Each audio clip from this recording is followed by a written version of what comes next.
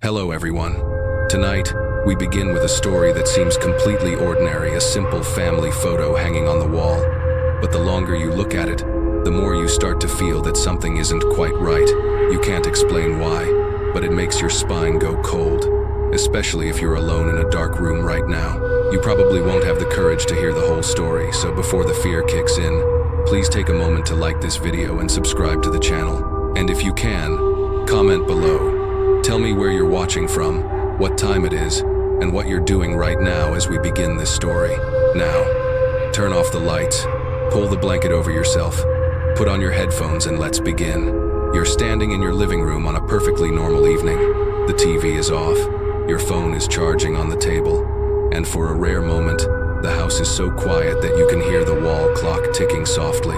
You're not doing anything special, just letting your eyes wander around the room until they stop on the family photo hanging neatly on the opposite wall. That photo has been there for years. Your family took it on an ordinary day, no birthday, no wedding, just a quick photo while everyone's home. Your parents stand in the middle, your siblings on each side, and you slightly to the right, half leaning on your mother's shoulder, half toward your father. A simple, warm composition, the kind of picture people hang up to remind themselves that the family's doing fine. You've seen that picture so many times that you could close your eyes and recall every face perfectly. Maybe that's why, when your eyes pass over it tonight, your brain instantly realizes something is wrong. The first feeling isn't fear, it's confusion, like walking into a familiar store and realizing the shelves have been rearranged. You frown, step closer, thinking, I'm just imagining it. But you're not imagining it. You look again, from left to right. Father, mother, older brother, sister, you, and someone else. A face you don't recognize, standing behind everyone, slightly tilted as if they had just slipped into the frame at the last second. That face isn't smiling. The eyes are wide open, staring straight into the camera, and now, straight at you. Your chest tightens. You lean closer, squinting like an old man trying to read a tiny number on an electric bill. A silly thought crosses your mind. Maybe someone dropped by that day and just ended up in the photo. If so, your memory is worse than you thought, but at least that would be a safe explanation. You dig through your memories. Your father complaining about retakes. Your mother fixing your collar.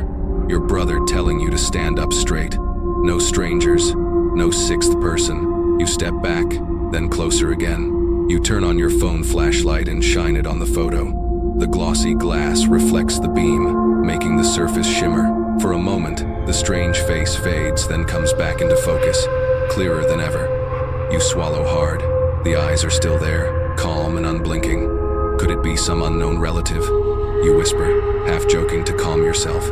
You stand there for a while, flashlight dimming as your phone battery drops to 8%. The room grows dim again, and the photo looks ordinary once more, so normal that you almost feel foolish. But still, that uneasy feeling lingers, as if someone is watching you. You grab a chair, climb up, and take the frame off the wall. Carefully placing it on the table, you lean in close. No cuts, no edits, the photo is perfectly normal. Balanced colors, even lighting, except for that person. Their skin tone is grayish, and the light doesn't seem to touch them, as if they weren't really in the same room when the picture was taken. You zoom in on your phone, up close. Something about the face looks familiar. The curve of the lips, the eyes, something makes a chill run down your spine. I've seen this face before, you think, but you can't remember where. When you hang the frame back, the reflection makes it look as if the face has moved a little closer. You jump, switch on the room light.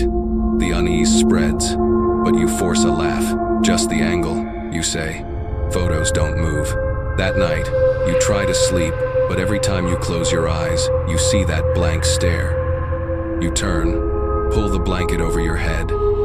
In the darkness, the ticking clock fills the room. Tick, tock, tick, tock, then pop. The hallway light goes out.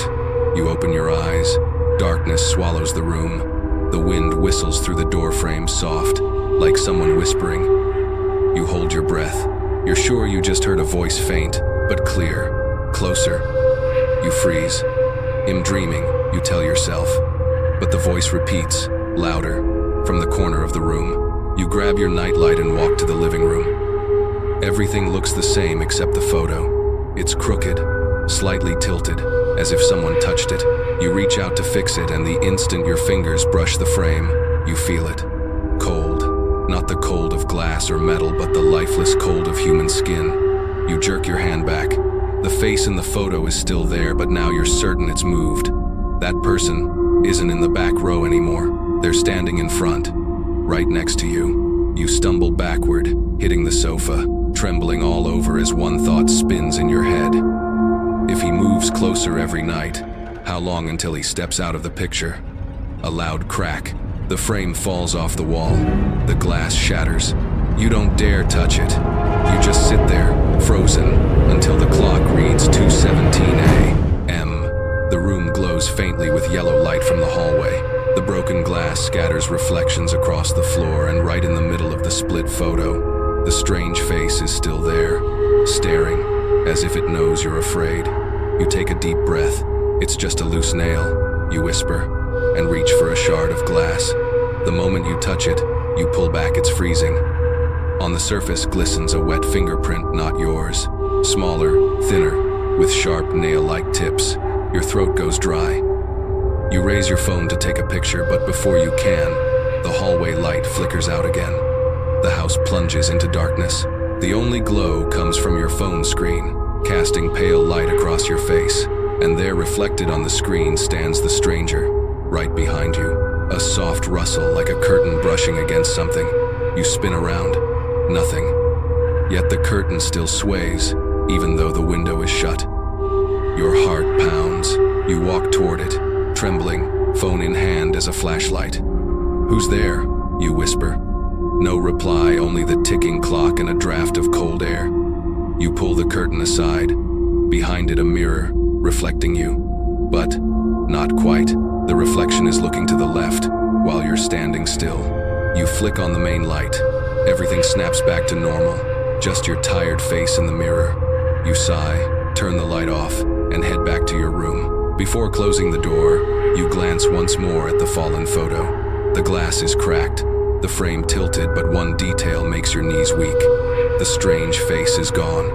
Not erased, just no longer in the picture. That night, you can't sleep.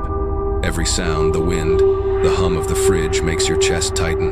You pull the blanket over your head, counting your breaths, but beneath it, you hear another sound. Footsteps, soft, careful, coming from the living room. Step, step, step, and then they stop right outside your door. You hold your breath. Your hands instinctively pull the blanket up to your face. The door doesn't open, but the footsteps don't leave either. They're right there, on the other side, listening to you breathe. And then, in the thick silence of the night, a soft voice whispers, "Let me in. I'm family too." You want to scream, but your throat locks up. The room is freezing. The door is still shut. Yet from inside, right where the photo used to hang, you hear a faint click. Click, as if someone is hanging the frame back on the wall. When the sun finally rises, you dare to step outside. The photo is back on the wall, perfectly straight, not a single crack. But now there are two faces standing beside you in the picture, and both of them are smiling. That night, you can't stay alone. You call your older brother, the one who always says you imagine too much, and tell him something strange is happening with the family photo. He chuckles through the phone. "A picture on the wall scared you? Come on, stop watching horror movies and go to bed. You know no one will believe you." But part of you hopes that when someone else looks, they'll see it too. So you invite him over, saying you want to retake the family photo for fun. He agrees and comes the next afternoon. As he walks into the living room, you watch his eyes nervously, waiting for a reaction. He looks around, stops at the picture, and frowns. "Huh, wasn't this photo just 5 of us before? Why are there 2 kids now?" Your stomach drops. 2 kids? You look and nearly drop the glass in your hand. The strange face has split in 2. A boy and a girl, twins, both smiling, with gleaming white teeth and pale gray eyes. You stammer. You see them too?" "Of course I do. Did you edit this? Looks creepy, like a glitched filter." You don't answer. Your mind repeats one thought. "I'm not crazy." someone else sees them, which means something real is here. That night, you decide to stay awake. You set your phone to record a time lapse facing the photo and sit on the couch barely 10 feet away. The soft yellow light hums, the TV murmurs quietly. Everything feels normal until 1:48 a.m. Through the phone's mic, you hear faint cracking like glass straining. You look up, the photo looks fine. But on the phone screen, you see it, the two faces in the photo are moving, not changing position, moving. Their lips part, eyes blink, heads tilt. You leap to your feet, heart pounding. The camera keeps rolling, and on the screen you watch as both children turn their heads and smile at you. 1,000 needles crawl up your spine. You rush to stop the recording, but before you can, two small reflections glint in the dark behind you, like eyes catching the light. The screen goes black. Silence, then giggling, soft, childlike, echoing from somewhere in the house. "Play with us," a warped little voice says, drawn out and broken, like through a cracked radio. You tremble, backing away. The laughter multiplies from every corner, every wall, as if dozens of children are hiding just out of sight. Panicked, you grab the frame and hurl it to the floor. Glass shatters, the laughter stops. Everything goes still except your heartbeat and ragged breathing. You exhale shakily, collapsing to your knees. But when your phone's light flickers across the shards, you see your own reflection, standing behind the two children in the photo. You stumble back, hit the chair, almost fall. Then the TV turns on by itself. The screen glows in standby mode, displaying one flickering line of text. "Tomorrow night." "Well, take another picture." You stare at it, frozen. No one touched the remote, and you know the ones in the photo never left. The next morning, sunlight pours through the window as if nothing happened, but you know better. You'd thrown the broken frame into the trash, sealed tight, taken it outside. Yet when you return from making coffee, the frame is back on the wall, perfectly clean, unbroken. You stop dead. Your heart thunders. No way," you whisper, stepping closer. This time there's only one unfamiliar face left in the photo. But it's changed. The gray, hollow eyes are gone. The expression looks familiar. You stare hard, piecing it together, the curved eyebrows, the half smile, the tilted gaze. A memory surfaces, an old funeral photo from more than 10 years ago. Your young cousin, the boy who died at 8 after falling into a well. His name was Eli. You step back, your knuckles white. No one in the family has said his name in over a decade. Your mother always said, "Forget it, and everything will be peaceful." So why is Eli here? Why is he in this picture now? You grab your phone and call your mother. Her voice comes through hoarse and trembling. "Honey, don't touch that photo. Please." "Why, Mom?" "Ellis in it, isn't he? I saw him." Silence. Then she whispers, "If you can see him, that means he's still nearby." Your blood runs cold. "What do you mean?" "The day that picture was taken, it was his death anniversary. Your father insisted we take a full family photo just like before. I told him not to, but the camera turned on by itself. And when we developed the film, there was someone standing right behind you." You drop onto the couch. The phone slips from your hand. Images flood your mind, the laughter, the distorted child's voice, the eyes staring from the screen. All of it, Eli. That night, you decide to end it. You take the photo down and light a candle to burn it. But the flame flickers out, again and again. There's no wind, yet the fire refuses to stay lit. Then, from the darkness beside your ear, a whisper, "Don't burn me." You freeze, turn slowly, no one there. But the scent of smoke lingers and the voice returns, softer, slower. "You left me in the well, remember?" You shake your head violently. No, it wasn't me. But the words die in your throat as memory crashes in. That day at Grandma's house, you and Eli playing hide and seek. You were the last one to see him. You heard your mom calling, so you ran. You didn't look back. They found him hours later at the bottom of the old dry well. You never told anyone. Now, in this room, The whisper circles you. Every time you turn, you feel someone right behind your neck. You swear that if you see that face again, you'll leave this house forever. But when you glance at the frame one last time before fleeing to your bedroom, Eli is still there, standing beside you in the photo. And now, he's smiling. That entire night, you can't sleep. Each time your eyes close, a small whisper grazes your ear. Brother, it's so cold. You jolt upright, heart pounding.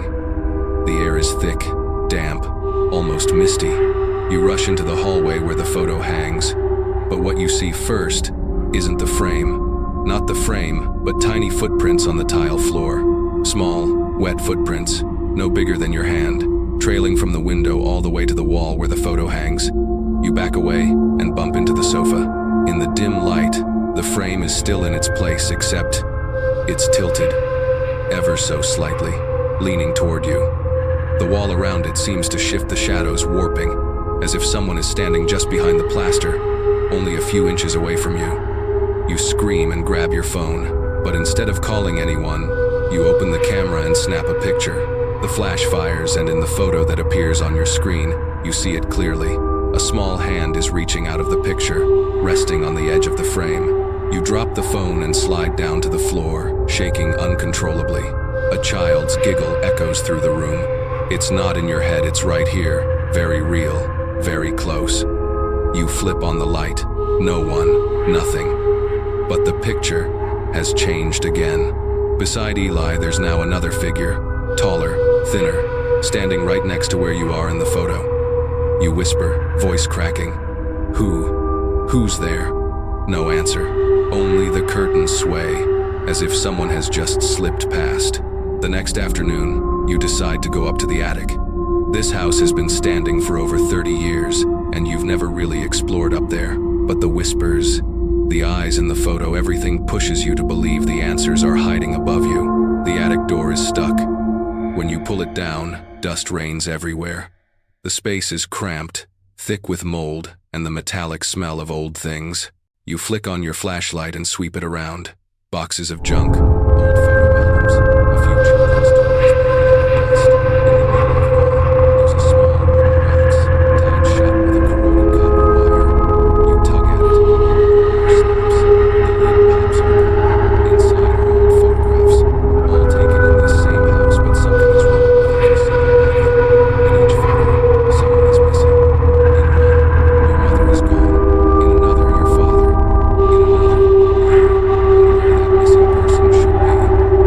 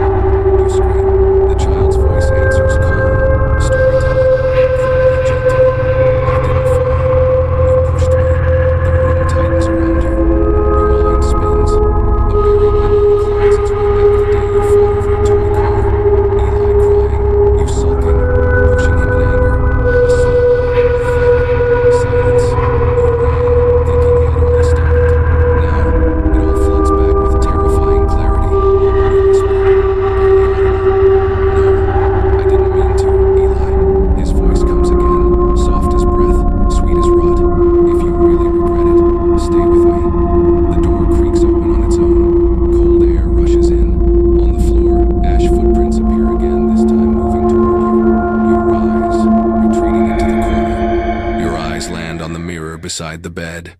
In the reflection, Eli stands behind you, his hand resting gently on your shoulder, smiling with empty eyes. Then, in a chilling moment, the boy in the mirror raises his hand and waves.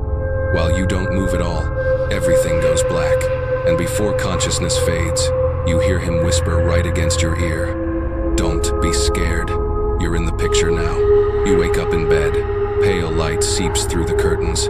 Your head feels heavy, feverish. The room is silent, not even the ticking of a clock, only your heartbeat. You sit up, breathing hard. The first thing you notice, the mirror is cracked. A deep fracture runs diagonally, as if slashed by something sharp. You step closer, and there, within the cracks inside the mirror, Eli's face is visible. Not reflected, embedded, faint, pressed between the glass layers, Hez smiling, his dark eyes hollow and endless. His lips move. "Good morning, brother." You stumble backward, collapsing to the floor. The room trembles. The curtains whip in a wind that isn't there. From somewhere comes a rhythmic tap, tap, tap, steady as a heartbeat. You look around. The sound is coming from inside the wall, the very spot where the family photo once hung. Each tap loosens more flakes of paint, revealing thin scratches underneath. You move closer and see words carved into the plaster, scrawled by a sharp object. "Don't forget me. You promised to stay. You can't leave." You shiver. The child's voice whispers again, this time right beside your ear. "I've waited long enough." You turn, no one there. But when you glance down, you see them. Two tiny, ash-covered feet standing right behind yours. You scream and bolt from the room. Your footsteps echo through the warped hallway, but every door is locked. From the living room comes a faint melody, a lullaby, warped and old, playing through a radio. "Sleep now, my love. Sleep now, my dear." You freeze at the doorway. The door creaks open on its own. Inside, the family photo is back, perfectly hung on the wall, but everything in it has changed. Your parents are looking at Eli. Your brother and sister are smiling. And you're gone. In your place stands Eli, tall, radiant, hand resting on your mother's shoulder. You stagger forward, tears blurring your sight. "Eli, I'm sorry." You choke. "I didn't mean to. You're lying." The voice isn't a child's anymore, it's deep, cracked, distorted. "You left me. You let me die." From within the photo, a small white hand reaches out, trembling, cold, moist.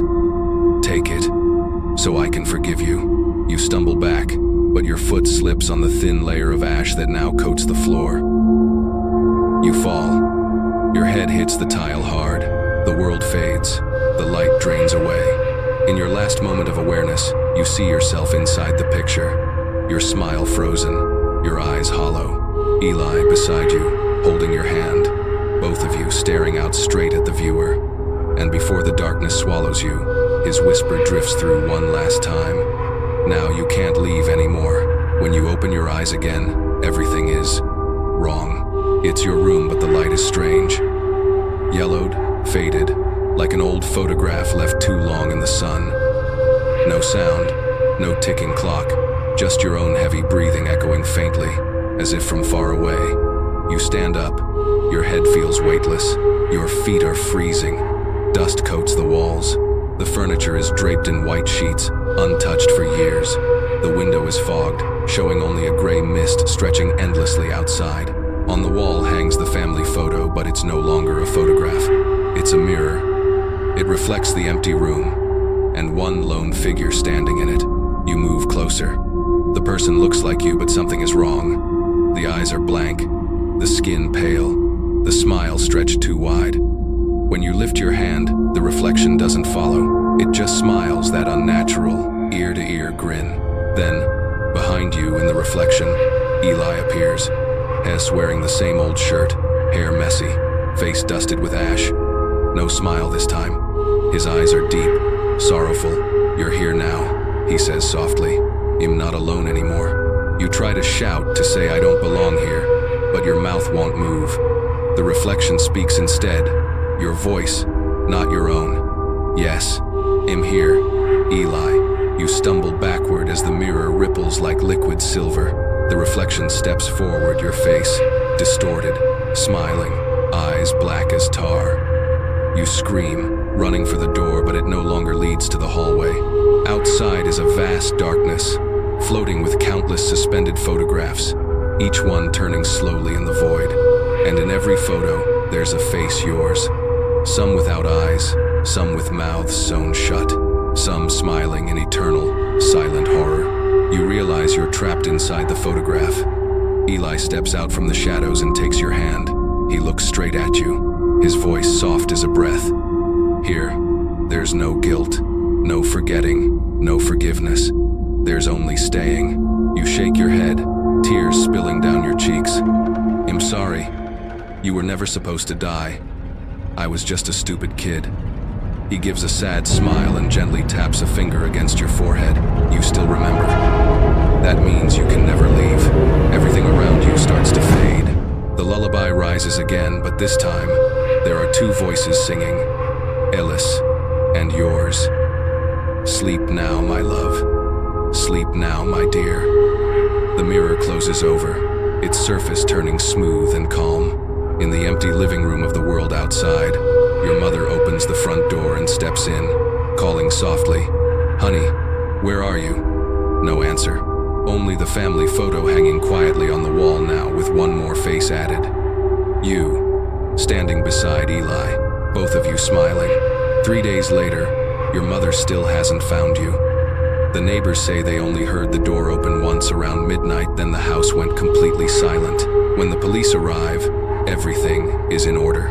No signs of a struggle, no forced entry. Only one detail chills everyone who sees it. On the living room table sits the family photo, and this time, there are 6 people in it.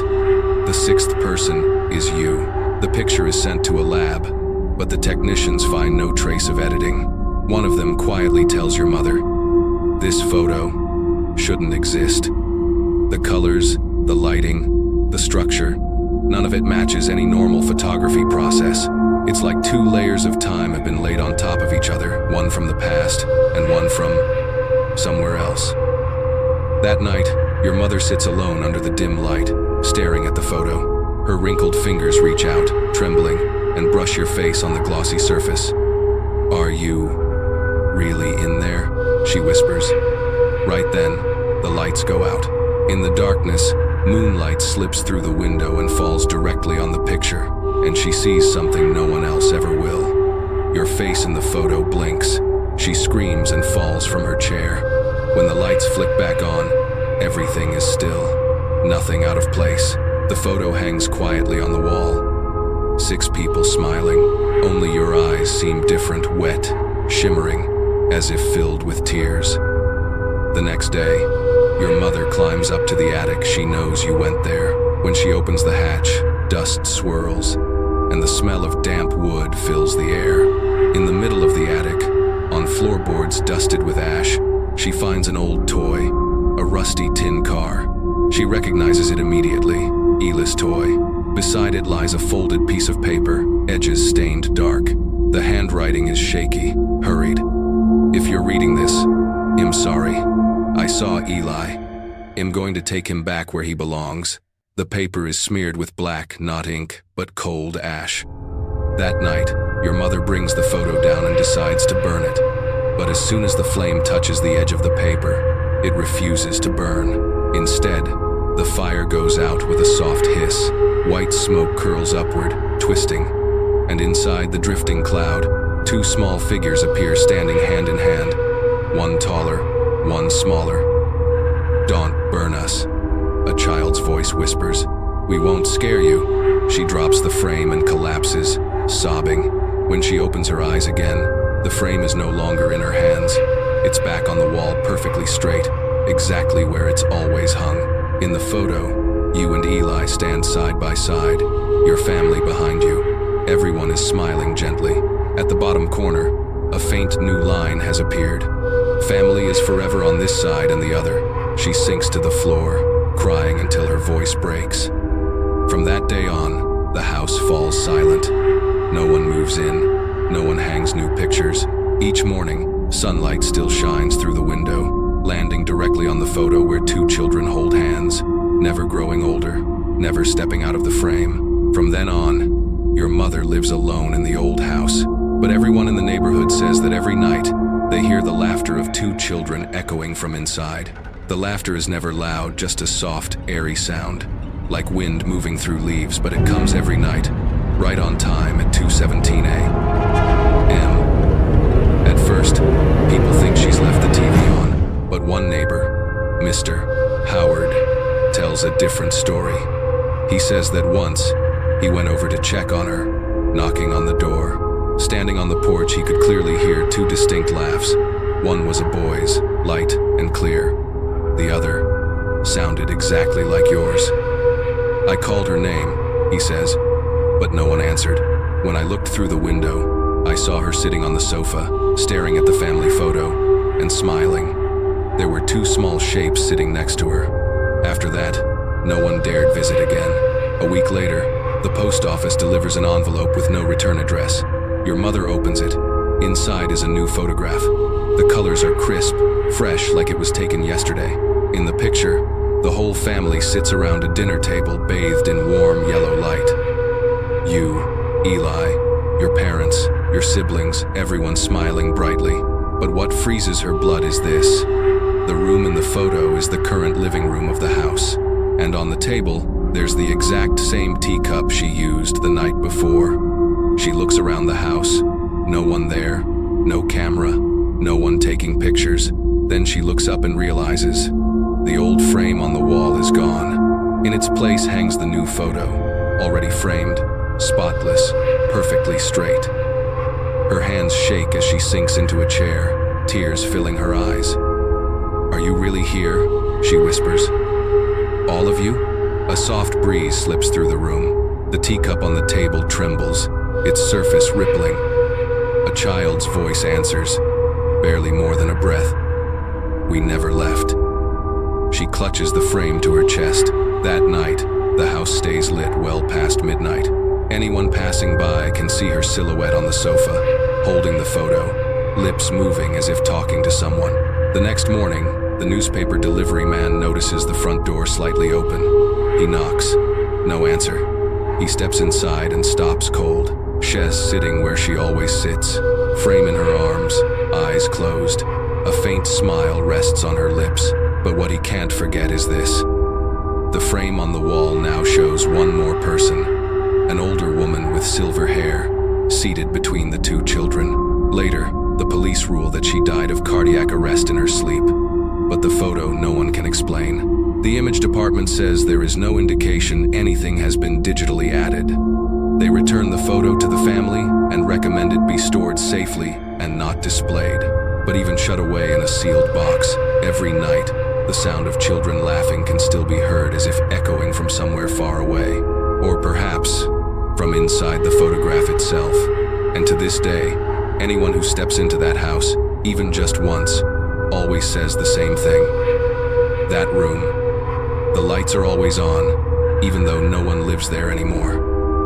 Years pass, the old house rots, weeds swallow the path, windows crust over with dust, paint peels off in long, tired strips. People in town give it a nickname, the House of Six. Kids sprint past it, never walking. Some throw rocks at the door and shout, "There's still room in the picture." Then take off screaming, laughing, hearts pounding. The adults don't go near it at all. Whenever the wind blows across that stretch of road, they swear they can hear children laughing mixed with the soft voice of a woman calling someone's name over and over, like a lullaby that never ends. One day, the house is finally bought by a young couple people who've never heard the story. They say the price is suspiciously cheap, but the direction is good. The fortune lines are right. The old lady next door tries to warn them. The neighbors warned them, "If you ever hear laughter at night, don't turn on the lights." But they just laughed it off, thinking the old woman was superstitious. On moving day, the wife found a small wooden box hidden in the attic. Inside was an old photo, wrapped in oil paper. It was faded, but she could still make out 6 people, 3 adults, 3 children, all smiling. The surface of the picture was dotted with tiny white specks, like mist. She wanted to throw it away, but her husband said, "Keep it. It looks weirdly artistic." So they hung it back up on the wall exactly where it used to be, in the living room. That night, they shared the same dream. The wife dreamt she was posing for a picture with a group of strangers, all facing away from the camera. The husband dreamt that someone small tugged at his sleeve and whispered, "Hey, I saved a spot for you." In the morning, they both woke up drenched in cold sweat, saying nothing. They brushed it off, "We're just tired." The next night, while watching TV, the wife froze. The photo on the wall no longer showed 6 people. There were only 5. A pale blur lingered in the corner, as if someone had stepped out of the frame. She called her husband over. He chuckled. "You're imagining things." But in the glow of the TV, she could swear she saw faint fingerprints pressing against the inside of the glass. On the 3rd night, she woke up to the sound of faint clinking downstairs. Heart pounding, she grabbed her phone and went to look. The room was bathed in pale light from the window. The photo was still there, and once again, there were 6 people. The 6th was her husband. She screamed. The photo crashed to the floor, glass shattering. Panicked, she flipped on the lights, but the room was empty. No photo, no trace. She ran to the front door. On the tiles leading outside were 6 black footprints, fading one by one into the air. By morning, the neighbors found her sitting blankly on the doorstep, eyes vacant, clutching the broken frame. In the photo now, there were only 5 people. The wife was gone. The house stood empty again. And when night fell, laughter returned, not 2 voices this time, but 3, echoing softly in the wind. Just one more, and it'll be complete. After the story of the young couple spread, the house was sealed off. But like all forbidden legends, curiosity only grew. A group of psychology students, 4 in total, 3 men and 1 woman, decided to explore it for their paper on collective hallucinations. They brought cameras, lights, and EMF meters, confidently declaring, "Well, prove it's just mass hysteria, no ghosts." They arrived near sunset. The orange light made the house look strangely peaceful. The main door was locked, but a back window was open. They climbed in, laughing nervously. Inside, the air was thick, heavy with mold and dust. One student set up a fixed camera facing the empty wall, the one where the haunted photo used to hang. They planned to stay the night to observe paranormal activity.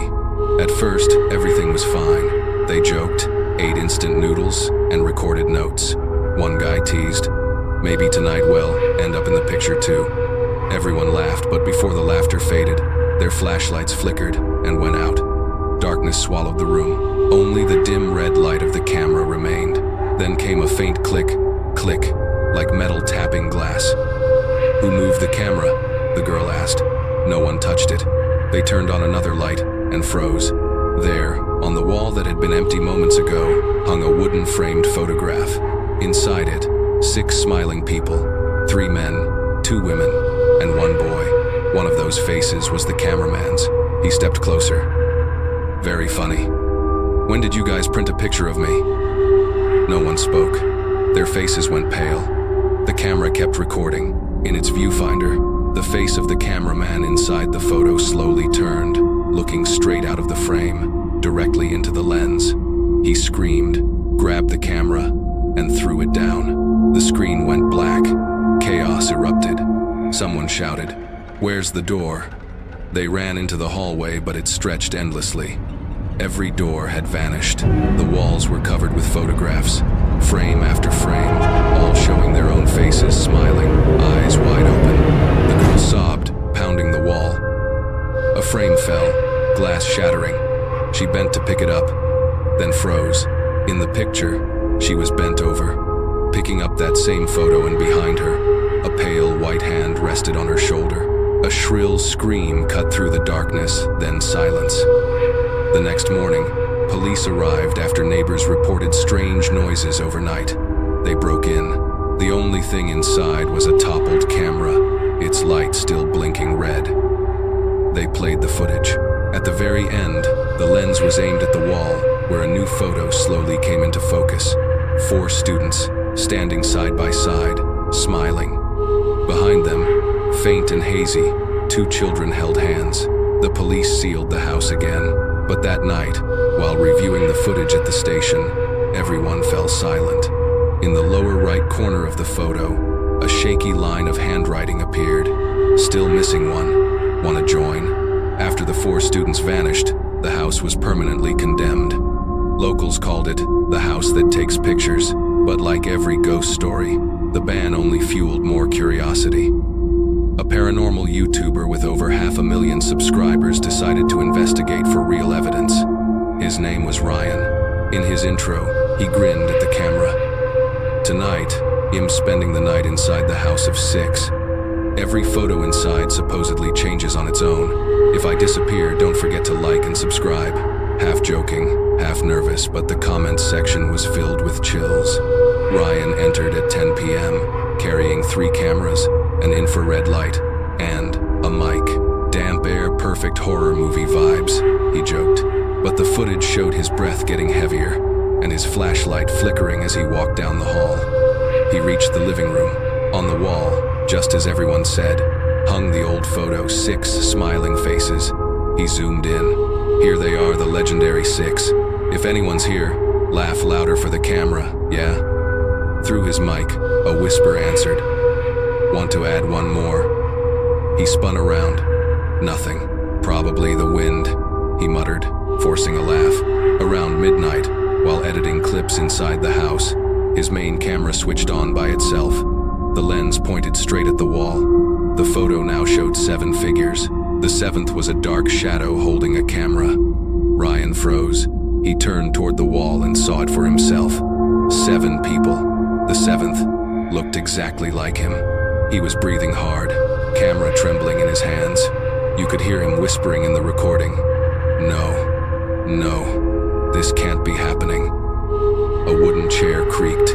A small shadow flickered at the edge of the frame. Then came that same childlike voice, light, innocent, and chilling. Welcome, 7th one. Every camera shut off at once. The final video the public ever saw lasted 7 minutes. In it, Ryan was sitting calmly in the living room, smiling. Behind him hung the photo, now showing 7 people. He said softly, "You don't have to worry about me. I'm fine. Actually, it's really warm here." Then the screen went black. 2 days later, police found Ryan's equipment in the house. Every battery was drained. Ryan himself was gone, no trace, no sign of struggle. Only the photo remained now with 7 smiling faces. One of them held a camera, pointing outward, as if taking a picture of the viewer. When investigators zoomed in, they noticed something terrifying. Reflected in the camera lens was a faint silhouette, a shadowy 8th person, standing just outside the frame, back turned toward the light. No one could identify who it was, but when Ryan's video, 7 Faces of the House, leaked online, thousands of viewers reported the same thing. Whenever they paused at 6 minutes 17 seconds, a blurry figure appeared just behind their own shoulder on the screen. And stranger still, everyone who watched the full video claimed that the next night, they heard 3 slow knocks on their wall. Knock, knock, knock. After Ryan's disappearance, YouTube removed the video within 24 hours, citing content that causes severe psychological distress to viewers. But those who had downloaded it early began sharing chilling reports. Each time they reopened the file, the number of people in the footage had increased. One Reddit user wrote, "First time I watched 7 people, 2 days later 8, today 9, and I swear, the 9th one looks just like me." The post went viral. By morning, the account was deleted permanently. Meanwhile, police made one final inspection of the house. Their body cam footage showed an officer shining his flashlight on the living room wall where the frame now displayed 9 faces. 2 of them were recognizable, Ryan and the female student from the earlier group of 4. The rest were strangers, yet every face seemed oddly familiar, as if you'd seen them before, maybe in the mirror. One officer whispered, "If it adds 1 more, that'll make 10. The flashlight flickered. From inside the photo came the sound of children laughing, bright, echoing everywhere. The team bolted, leaving the door wide open. The next week, the entire house was filled with concrete, officially for structural safety. but locals knew the truth. They were trying to bury the picture forever. Years passed. The story faded into an urban legend, whispered only in ghost forums. Then one night, a new TikTok account uploaded a short clip, footage of the sealed house, and a familiar voice, Ryan's. "You don't have to worry about me. It's very warm here." The video ended with a single frame, an old family photo showing 10 smiling people. Caption: "Found this in my new house's basement." At first, viewers thought it was staged, but 3 days later, the account vanished along with dozens of users who had duetted the clip. Only their terrified comments remained. The 10th one turned his head and looked at me. Copies of the video began spreading uncontrollably. Even when deleted, it kept reappearing under new names. No matter how you tried to avoid it, the moment you heard the phrase, "It's very warm here," TikTok's algorithm would recommend the video to you. A journalist from a show called Darknet Files decided to investigate. He dug through the concrete foundation to confirm the rumors. There was no frame underneath, only a wall covered in hundreds of tiny handprints, all made of ash. In the center, faint writing, "If you can see us, it means you're already in the picture." He ran, but his body cam kept recording. The final seconds showed the flashlight sweeping across the wall, and there, inside the concrete mural, a human figure had appeared. Its face looked exactly like his. 2 weeks later, the footage was found in the drafts folder of the journalist's own email. Subject line: "I think I've found the 10th person." When the police reviewed the file, they counted 10 faces. But just before the video ended, the image glitched and showed 11 people. The 11th was holding a phone, camera pointed straight out toward the viewer. They say every story must end, but after that, no one believed in endings anymore. Authorities ordered the entire property destroyed. Excavators and cranes filled the lot, dozens of workers on site. But the moment the first bucket struck the foundation, the ground split open, and shards of glass rose from the soil, glinting like burnt mirrors. Each fragment reflected a different face: men, women, old, young, all smiling.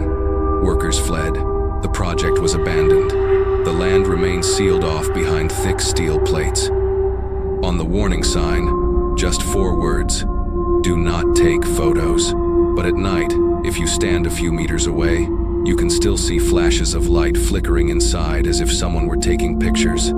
It should have ended there, but one last man, a vintage photo collector named Thomas, refused to believe it was supernatural. He thought it was simply a lost surrealist artwork. Thomas snuck onto the site with an old camera. In his recovered journal, he wrote, "The air felt heavy, like walking underwater. Every sound was warped, and in every photo I took, someone new appeared behind me."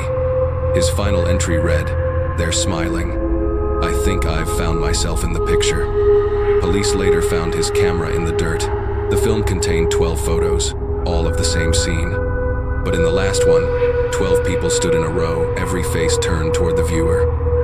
One of them wore a dusty white shirt just like Thomas always did. Years later, when the story had long been dismissed as internet fiction, a town museum reopened its archive of unsolved evidence. A young curator found a wooden frame wrapped in black cloth. No label. Curious, he uncovered it. Inside was a faded family portrait, 6 adults and 2 children. The light was perfect, every face calm and kind. He smiled. Beautiful antique. Then he leaned closer to read the small inscription at the bottom, and his heart stopped. "Family is forever on this side, or the other." He dropped the frame, stepping back but too late. In the reflection of the glass, a new face appeared in the corner, his own smiling back at him. So now, if you ever see an old family photo at a flea market, don't look too long, because someone inside might be waiting for your gaze, your reflection to make the picture complete. And if tonight you hear 3 soft knocks on your wall, knock, knock, don't answer, don't look, just turn off the light, close your eyes, and hope. You haven't been photographed yet.